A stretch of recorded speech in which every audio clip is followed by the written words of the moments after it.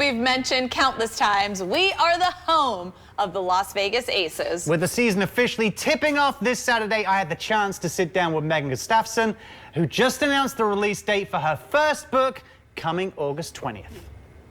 You hear interviews with Las Vegas Aces players all the time, but it's typically about the game. Well, I wanted to get to know them off the court. My first stop, Gustafson.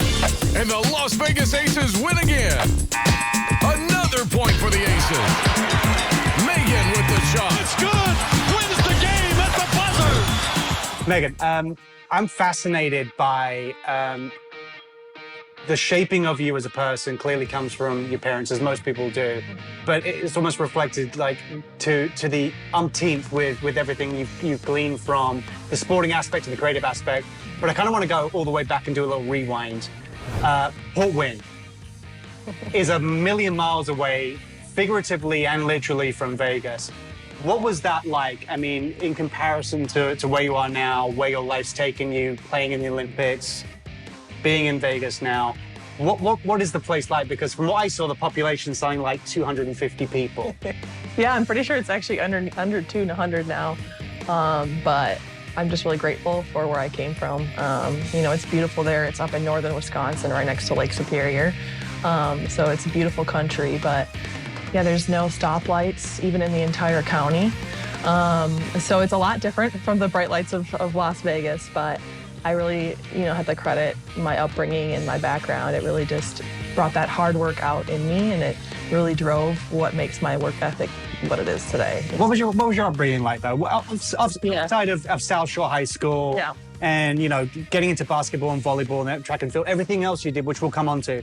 What was the town like? What did you get up to? Because clearly there's not going to be much there for a kid to have fun, to do things. So is that where your creative side came out? Where your creativity and being creative and having fun and finding your own adventures? Oh, absolutely. My sister and I, we'd be outside for 8-10 hours a day, just playing in the woods. We didn't have screens. I didn't have a cell phone until I was a senior in high school. Get out. We had like the flip track phones. Those are special. Yeah, those are really special.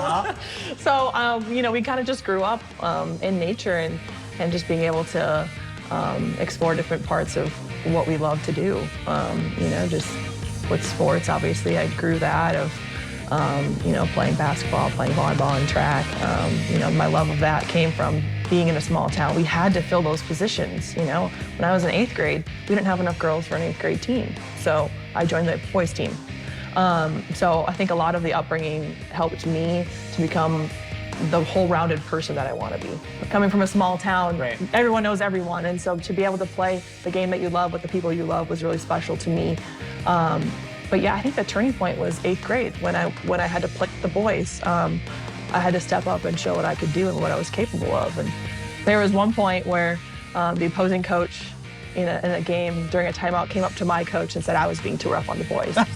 So I told you to tone it down a little bit? Yeah. See on them? Yeah. So I think that moment I was like, I can really do something with the sport, for sure. So that was definitely a cornerstone for me. You've traveled a lot and you've lived in a lot of different places. I know you spent time in London, obviously playing in Paris during the Olympics.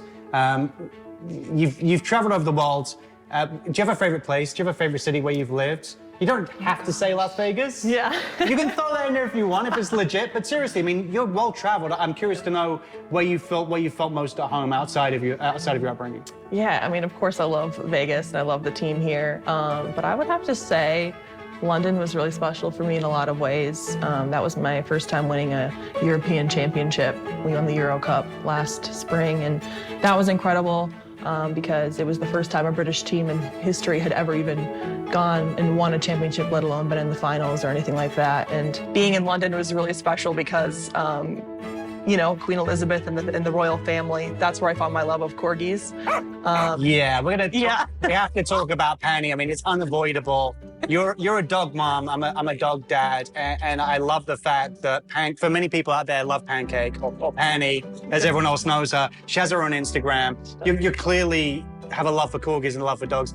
She's a special dog. She is. What is it about her personality? Mm-hmm. Because you two are so connected. I mean, there's so many photos of you together, team photos of you together. Yeah. What is it about dogs that you love, and what is that connection there? Well, I just love dogs in general and how much love they show to their owners. And, you know, that's like their whole world is, you know, we have all these focuses on life, careers, relationships, you know, but dogs really just focus on their owner and their parent. Right. And I think they just show that unconditional love. And so that's why I love dogs. But Corgis in particular, they're just kind of funny to look at. You know, they're kind of like a loaf of bread. Penny, don't listen to this. In a good way. Yeah, right. The little dumpy legs, the little butt waddling. And I love the contrast between myself being really tall and having a Corgi who's really short. I loved that duo and the thought of having a Corgi probably since high school. And so I kind of bided my time and obviously focused on basketball and everything. But when I got into the league and became a professional, I felt like there was something missing. So. And that kind of leads me on nicely to another side of you, which is, again, I'm wondering if this is the way you switch off from basketball, try and focus on other things. You're creative. Your dad was creative too. Mm-hmm. He is creative. He's a novelist, yes. Which has kind of come onto you. And you're in the works of releasing a book soon, Penny included. Can you share with our viewers anything a little bit more about that? Yeah, so as you mentioned, my dad is an author. He's published several books. You know, he's really been my inspiration from the very beginning. Me and my sister, we'd always look up to him. We'd always have these creative writing sessions growing up. We called it reading, writing, jammy time. And so we'd be in our pajamas writing and pitching ideas back and forth. And so I really loved that. I wanted to keep it going. And from very early on, I've always loved writing stories and drawing cartoons and all of that and coming up with different ideas. And I'm not going to say too much more about the specifics of the book, but I can say that Pancake will definitely be involved in the book. She is in there. You know, she's my source of joy. And I think what better way to share her joy than to be able to write a book about it. Well, Megan, thank you for your time.